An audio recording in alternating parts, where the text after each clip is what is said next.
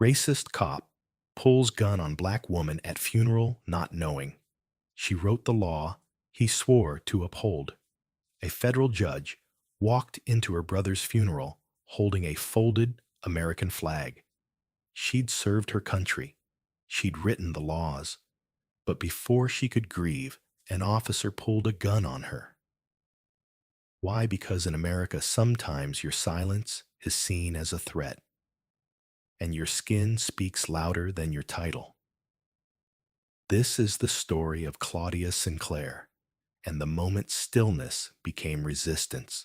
Dear viewer, what you are about to witness is not just a story, it is a powerful testament to the quiet power and pursuit of justice in places most people ignore. If this is your first time here, I warmly invite you to share where you are watching in the comments below. And if stories like this move you, challenge you, or make you think, consider subscribing and clicking the bell icon. We share voices that deserve to be heard every day. Thank you for being here. Now let's get into the story. The cypress trees didn't whisper that day. They stood tall and ancient, unmoved by the breeze, like silent witnesses holding their breath. The sun filtered through their high branches, casting long shadows across the gravel road leading to St. Mark's Baptist Church on the edge of Charleston. It was a small white building, the kind that creaked when the wind shifted, the kind built by hands that never asked for credit, just grace. And on this morning, those creaking pews were waiting to hold a town's grief. Cars lined the dirt path in crooked rows. Men in worn suits stood by their bumpers, hats in hand. Women clasped handbags close to their bodies, eyes low but alert. No one spoke above a whisper. Because this wasn't just any funeral. This was for Lieutenant Harold Gaines, a black veteran father of three who'd spent 20 years navigating war zones only to collapse in his own backyard from a silent stroke, the kind that stole more than breath. It stole time, dignity, memories. But it wasn't Harold who made history that day. It was his sister. She arrived quietly, stepping out of a 1996 navy blue Lincoln that looked like it had carried ghosts before. Her shoes hit the clay with the soft determination of someone who didn't come to perform. Her name was Claudia Sinclair, 63 years old. No longer wearing the uniform, but somehow still draped in authority. She wore a dark gray dress suit, subtle military ribbons pinned at her chest, and a gaze that had watched empires crumble both abroad and here at home. And in her arms, a folded American flag, her brother's. No one greeted her when she stepped into the clearing.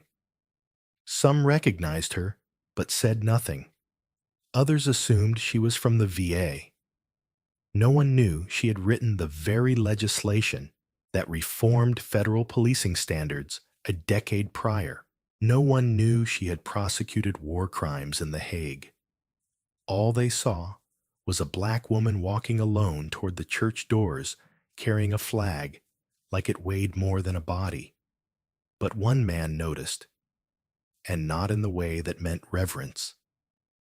Officer Bradley Kent leaned against the wooden rail beside the chapel entrance. White, 42. Local deputy assigned to manage security during the funeral, a task he approached less like protection and more like patrol. His eyes narrowed when Claudia approached. Something in her posture unsettled him. She wasn't deferential, wasn't hesitant. She didn't avert her gaze like so many others had taught themselves to do. She simply walked straight like the church had been built for her. He stepped down slowly, hands at his sides, not yet on his holster. "Ma'am," he said, tone sharp, like gravel under tires. "This service is closed to press and outside organizations." Claudia didn't stop walking, didn't even glance in his direction. I'm family, she said, her voice low measured. You got proof of that? Kent asked. The question landed like a slap in the air. Not because of the words, but the context. This was a funeral. This was sacred space. And he was asking for receipts. Claudia turned to face him. Then not angry, just disappointed, as if she had seen this moment 1,000 times before, and hoped this time would be different. He was my brother, she said. That's my proof. Kent didn't move. His stance widened like he'd just heard a threat disguised as truth. Something about her stillness made him feel exposed, vulnerable. And in his world, those feelings were always someone else's fault. I'm going to need to see identification, he repeated louder now. Heads began to turn. Mourners hesitated on the chapel steps. A choir member peeked from behind the wooden doors. Claudia remained still. I'm not here to disrupt, she said. I came to lay my brother to rest. Kent's hand hovered closer to his sidearm. Not drawn. Not yet. But close enough to cast a shadow over the moment. And that's when something shifted in the air. A woman nearby whispered, "That's Judge Sinclair." Another murmured, "No way. Not her." A third pulled out their phone and began to film. Claudia stepped forward. Just one step. But it cracked the stillness like a thunderclap. I helped draft the policy that governs your use of force protocol. She said, her tone quiet, but laced with something colder than steel. And right now, you're violating every principle it was built on. Kent blinked. He hadn't expected that. Didn't know how to respond. And in that hesitation, something far more dangerous than rage stirred within him ego. In the silence that followed, the only sound was the slow hiss of someone adjusting the church microphone. The funeral hadn't even started, but already grief had been pushed aside by something uglier. Suspicion. Claudia looked past him toward the chapel doors. Her brother lay in there, a man who once covered her with his body in a bombing raid in Kabul. A man who once drove 300 miles overnight just to sit in the back of her courtroom because she had doubted herself that morning. He never asked to be remembered, but he deserved to be mourned. I will not raise my voice, she said finally, because I don't have to. The truth is louder than anything I could say. Then she walked past him. Kent didn't stop her. Not because he'd changed his mind, but because for one brief second, he felt the weight of history pressing against his chest. Not the kind in textbooks, but the kind that arrives unannounced and unrelenting, carried by a woman who doesn't need permission to grieve. The sun shifted behind the cypress branches. The breeze returned, and in that moment, beneath the cypress sky, a story began that would make its way from a tiny Charleston chapel to the front pages of a nation still trying to decide who gets to grieve in peace and who has to prove they belong first. The chapel was quiet now. Mourners had filed into the wooden pews, their soft rustles and muffled sobs settling into the timbered ribs of the old sanctuary like breath. Claudia sat alone in the front pew, the flag still folded in her lap, her gloved hands resting gently on its edge. From where she sat, she could see the casket polished oak draped in stars and stripes the same colors they had both worn on different continents under the same sky. Her brother had always been the brave one, the protector. He'd once dislocated his shoulder, shielding her from debris, when a mortar hit near their unit compound in northern Afghanistan. It was supposed to be her job to make the calls, to keep things safe. He never let her feel the pressure. Your fight's bigger, he'd said once, wincing as the medics wrapped his arm. You write what we bleed for. She didn't answer him then, too caught between guilt and reverence. But those words had never left her. They had nested inside her until they became the mission. Until writing the law wasn't just ambition, it was penance. Judge Claudia Sinclair hadn't always wanted the law. At 15, she had watched her father get thrown against a car hood for resisting a curfew that didn't exist. Her mother told her not to cry. "They want your noise," she whispered. "Don't give them your dignity." That same week, Claudia read the Constitution in full. She carried it folded in her back pocket for a year, not because she believed it, but because she needed to understand how people twisted it to make violence look like order. Years later, in courtrooms from Atlanta to The Hague, she carried those lessons not in her briefcase, but in her bones. And now, in this chapel that smelled of lilies and pine dust, she felt them stir again, like an old rhythm, refusing to die. Behind her, the choir was still. Officer Kent stood by the side aisle, now pacing every few minutes, his eyes never leaving her. But Claudia paid him no mind. His presence wasn't new.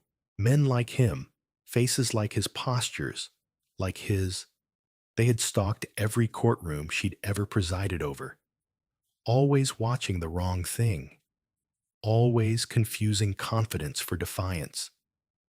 She remembered the first time she'd had to write a dissenting opinion on a case involving excessive force. The evidence was thin, the implications devastating. Her colleagues advised her to remain cautious. "The public doesn't need another firestorm," one judge had said. But Claudia didn't write for comfort.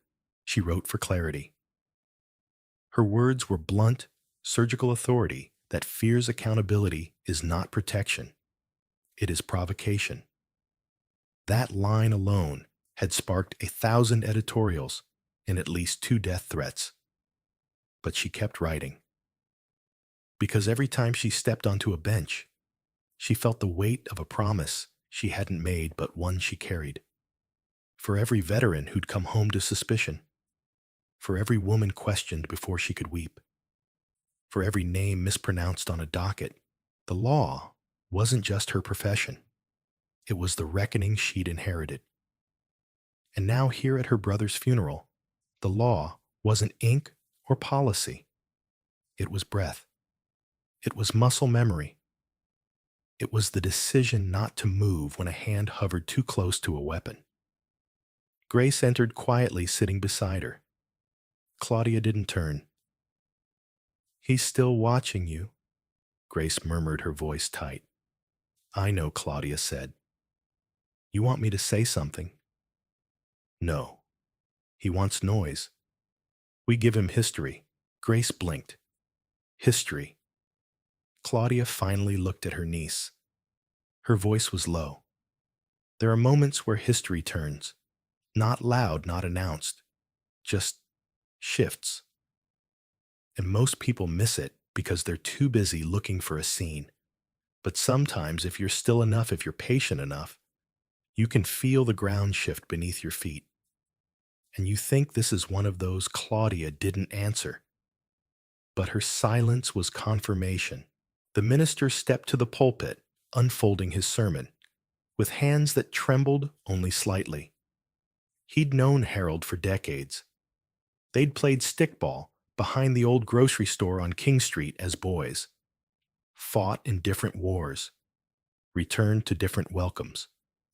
As the eulogy began, Claudia allowed her eyes to close, not in prayer, but in memory. She thought of Harold's voice in basic training, hoarse from yelling commands in the rain. She thought of him sneaking her extra coffee packets when she was writing late into the night during field duty. She thought of the way he used to press his fingers to his temple and offer the world's sloppiest salute when teasing her about her rank. And now she was the one saluting. The law was supposed to prevent this kind of moment. A funeral turned interrogation. A flag turned into a provocation. No code, no clause, no mandate had ever stopped the gaze of suspicion from landing on the wrong bodies. That was something deeper, cultural, inherited like rust, a corrosion passed from pocket to holster to policy.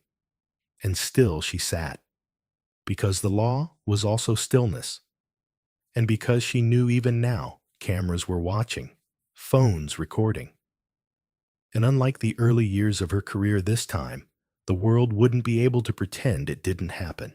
They would have to see what she had always known, that black dignity, when expressed without apology, still frightens the unready. She opened her eyes slowly as the minister closed his notes. A hush settled over the pews, and somewhere outside, the wind pressed gently through the chapel doors. Claudia adjusted the flag in her lap. Her brother was gone. But the fight they shared, the one that didn't wear camouflage or salutes that fight, had just arrived. And it would speak in the language she had mastered, not rage, not reaction, but law. Alive, and written into every breath she chose not to waste, explaining herself to a badge that couldn't read her silence.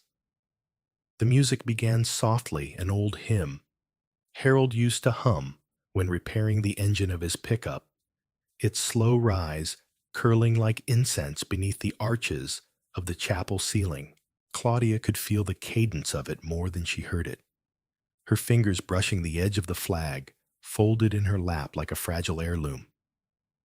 It was meant to be a sacred moment, but the air was coiled, and something unspoken crackled beneath the calm. Officer Kent had moved again. This time he stood closer. Too close. Claudia didn't look his way. She didn't need to. The instinct she'd honed across decades of legal service, the same one that had warned her when a case would turn sideways or when an argument was about to collapse, told her that the room had shifted, not because of grief, because of suspicion. And suspicion in this country had a pattern. It didn't always wear a uniform. Sometimes it wore a smirk. Sometimes a question that sounded like courtesy, but carried the weight of accusation. And sometimes, like now, it wore a badge, tight jaws, and a hand that lingered just a second too long near the hip. Grace caught it first. She had inherited Claudia's eyes, not in color, but in clarity. She noticed Kent's posture, the unnatural stiffness in his shoulders, the slight tilt of his torso. That signaled he wasn't just scanning the room. He was fixating. Grace leaned toward her aunt. He's walking toward us. Claudia remained still. Let him. Grace's breath caught. What if Claudia said calmly isn't evidence? Let's not lend it power it hasn't earned. The officer's boots clicked softly against the hardwood floor. Each step was measured, not aggressive, not panicked, calculated. He reached the aisle beside their pew and stood there silent, shadowing them like a misplaced monument.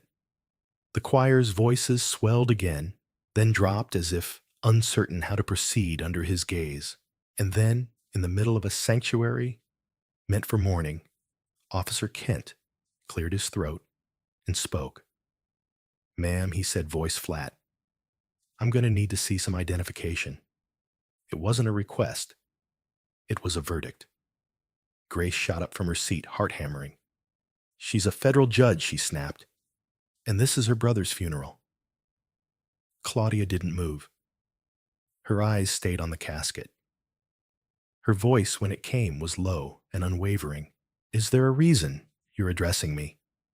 Kent shifted slightly, adjusting his belt. "You're not on our guest verification list, and you're seated in a high-security section. We've had reports of potential threats." Claudia turned her head finally. Not in panic, not in defense, but like someone peeling back the veil on a game they'd already mastered. And what threat exactly do you believe I pose? The officer's lips parted, but the answer didn't come easily. Claudia had seen this pause before on witness stands, in legal briefs, hastily revised after press leaks.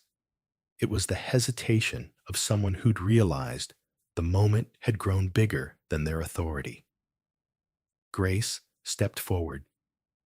She's holding a flag, not a firearm. She's here to bury her brother, not defend her existence. Kent's jaw tightened. I'll need to confirm her identity. And if I refuse, Claudia asked softly. The officer's hand inched toward the holster. Grace moved instinctively between them. That's when everything ruptured. Step aside, ma'am, Kent barked.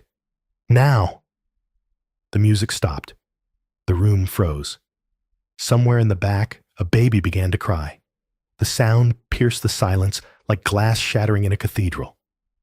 Claudia stood, not quickly, not dramatically, but with a grace that redirected every eye in the room. She held the folded flag firmly in one hand. Her gaze locked not on the weapon, but on the man behind it. I asked you a question, she said. What makes you think I don't belong here? Kent's hand trembled slightly. He hadn't expected defiance, especially not quiet defiance. This is a security matter. No, she replied. This is a story you've told yourself before even speaking to me. You saw my face, and that was enough. Gasps floated through the congregation. Phones began to rise. Someone whispered her name, Claudia Sinclair, and the murmur spread like wind through dry grass. The officer's voice grew louder. Ma'am, I'm not going to ask again. You didn't ask. Claudia said. You accused. And then he drew the gun. It was fast mechanical. A motion likely rehearsed 100 times on a firing range never imagined against an elderly black woman in a church filled with veterans and sorrow. Claudia did not move. She didn't raise her hands. She didn't plead. She simply held the flag tighter. The minister dropped his Bible. The thud echoed across the rafters like a judgment. Still, Claudia remained motionless, her face unreadable, not stoic, not afraid. Just still. The weapon, however, did not waver. Grace's voice cracked as she stepped in front of her aunt again. You're pointing a loaded weapon at a federal judge, she said, in a church, at a funeral. I can't verify that, Kent hissed. She refused to comply. She's interfering with protocol. No, Grace said. She's interfering with your comfort. Kent's eyes scanned the crowd now, and what he saw wasn't support. It was reckoning. Faces once indifferent were now marked with outraged disbelief, and worst of all for him, recognition. They were witnessing not a mistake, but a pattern, one that had finally been caught in the open mid-action on camera. And then a voice rang out from the second pew. That woman doesn't need to verify anything. Heads turned. A man in military dress stood. Silver hair. Steely presence. Colonel Everett Langley. Retired. Decorated. I served with Judge Sinclair, he said, stepping into the aisle. She outranks everyone in this building, except the one in the box. Kent faltered. His hand lowered. Not in surrender, but in shame. And just like that, the tension cracked, not with resolution, but with clarity, because even as the weapon dipped, the damage had been done. A gun had been drawn in a sanctuary, not on a criminal, not on a threat, but on a woman carrying folded grief in her hands and the Constitution in her marrow. Claudia returned to her seat, slowly, the flag still unshaken. She didn't cry. She didn't sigh. She simply looked back at the casket and whispered just loud enough for Grace to hear, "Stillness is resistance." And today, it was enough. The church emptied slowly, not in silence, but in the kind of hush that follows a storm no one predicted. The folding chairs scraped softly against the floor, and every footstep seemed to carry the weight of disbelief. But Claudia Sinclair remained seated. The flag was still in her lap, her posture untouched by the tremor that had just passed through the room, like a ghost brushing against the living. Grace stayed beside her, not because her aunt needed protection, but because leaving her side would have felt like betrayal. And yet, in that moment, it was clear to everyone who had witnessed what happened that Claudia had never needed defending. Her presence alone had demanded accountability in a way no outburst ever could.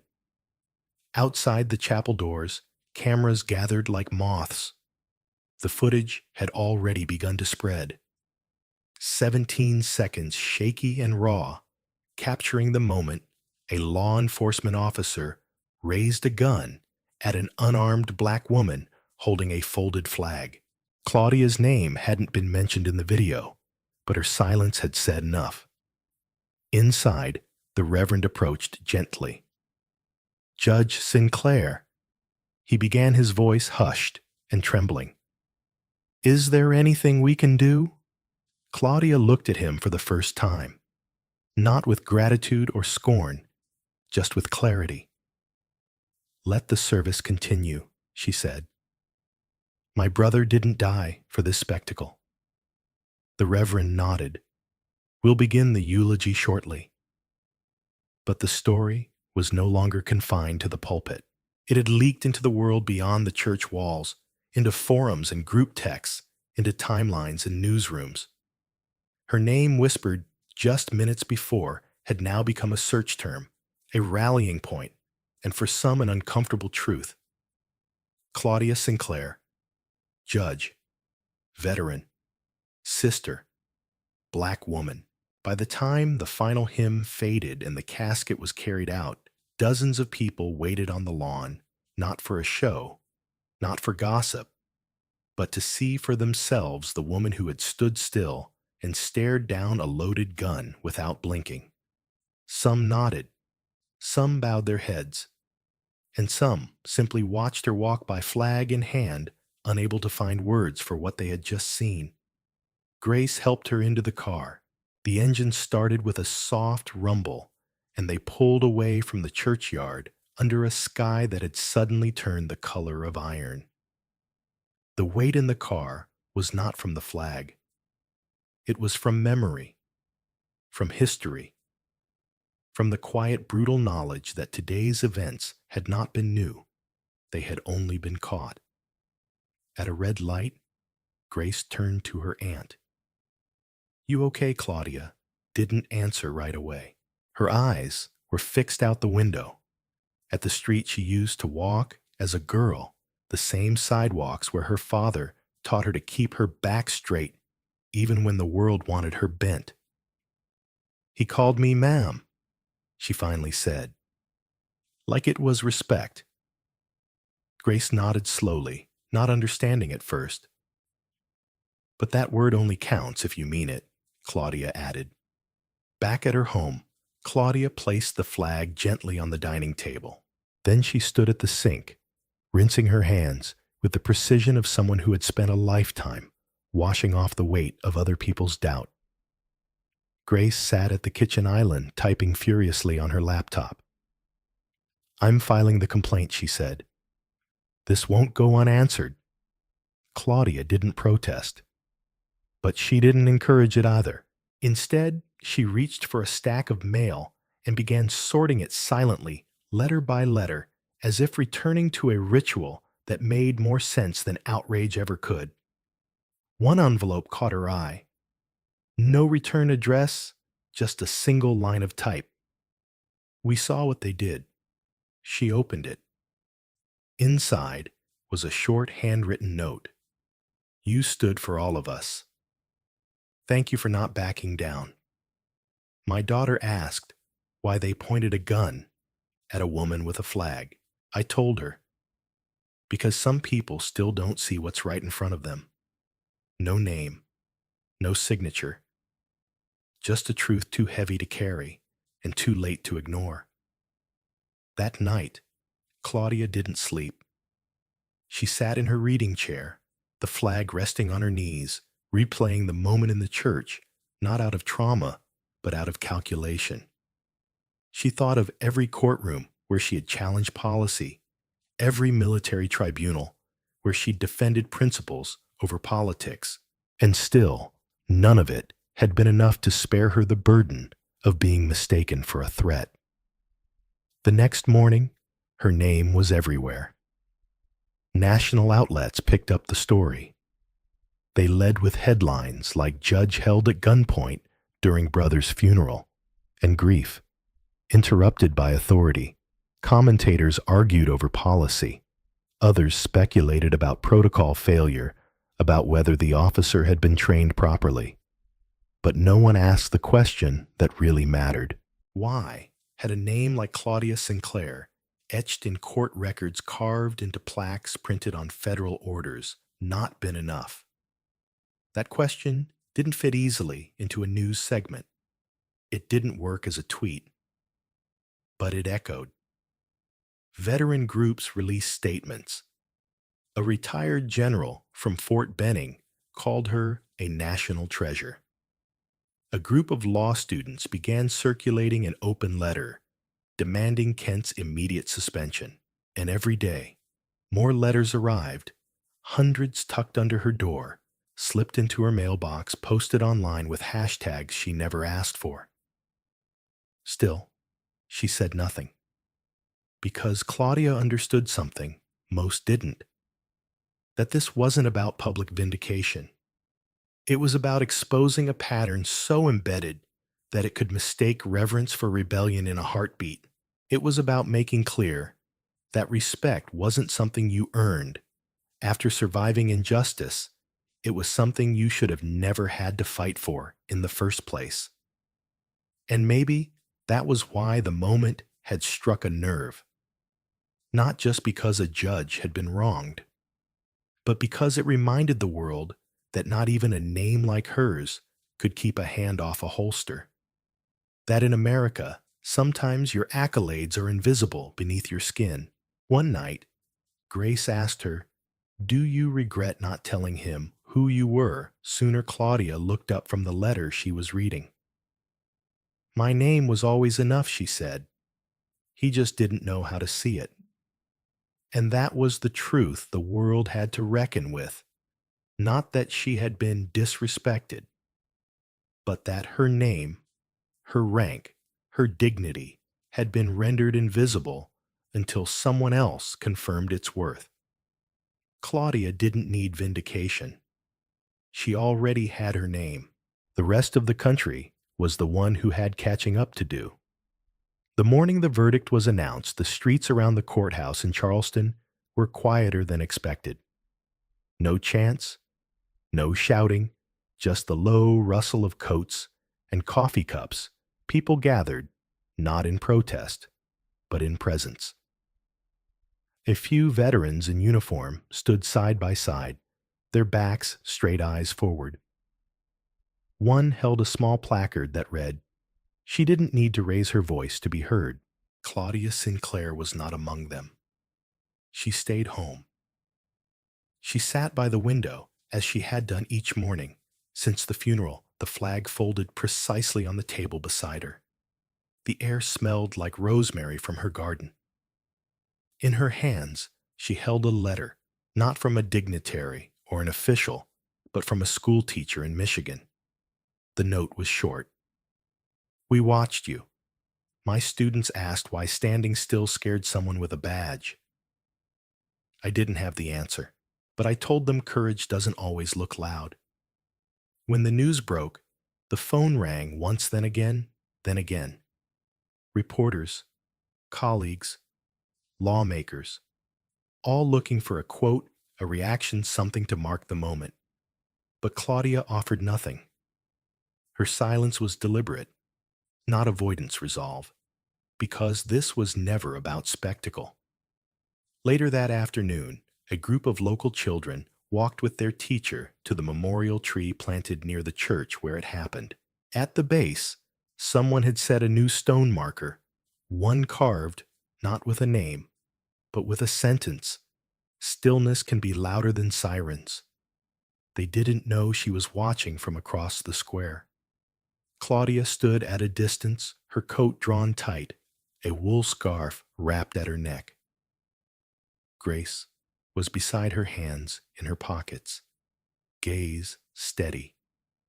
Neither spoke.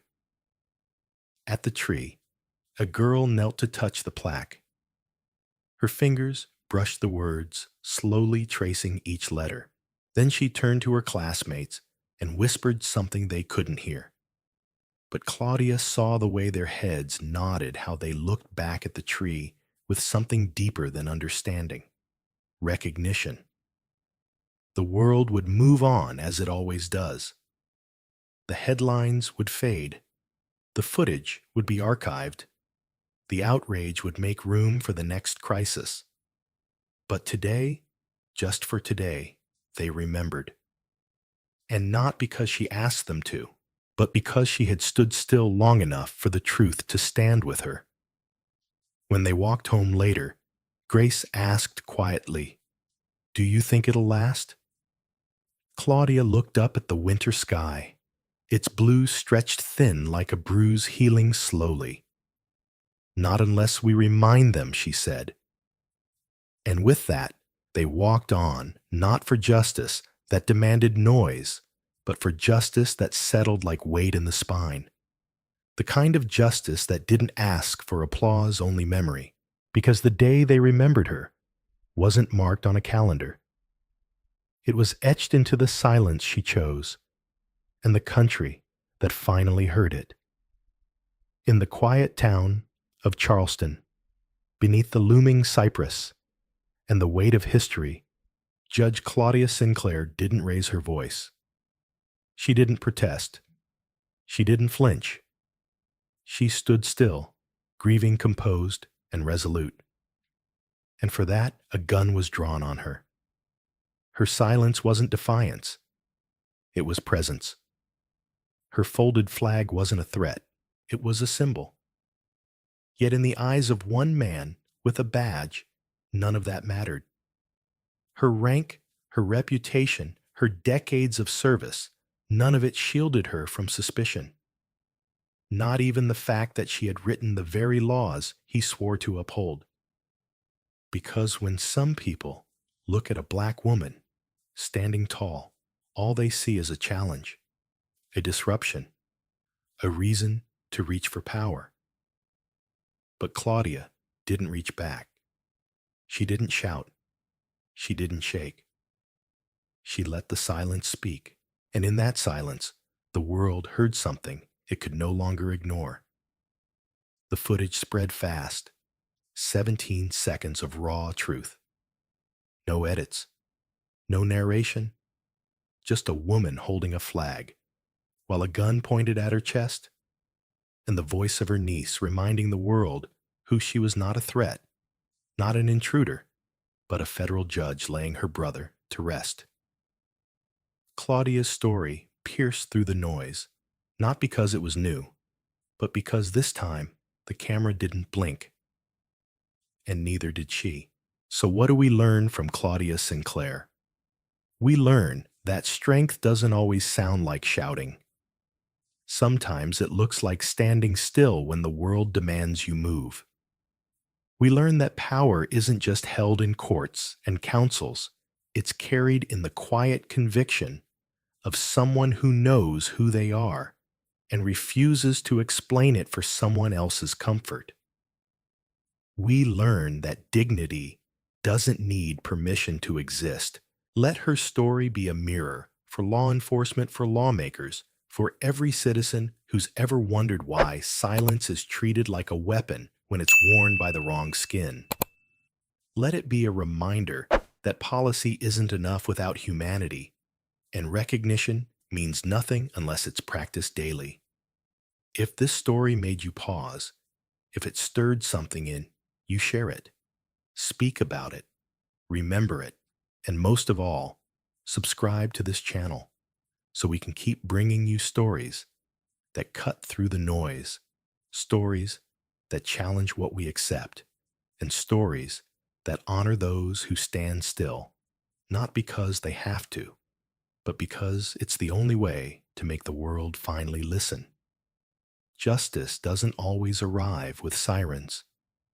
Sometimes it walks in on quiet feet, takes its place in the front pew, and holds a flag with hands that refuse to shake. And that's enough.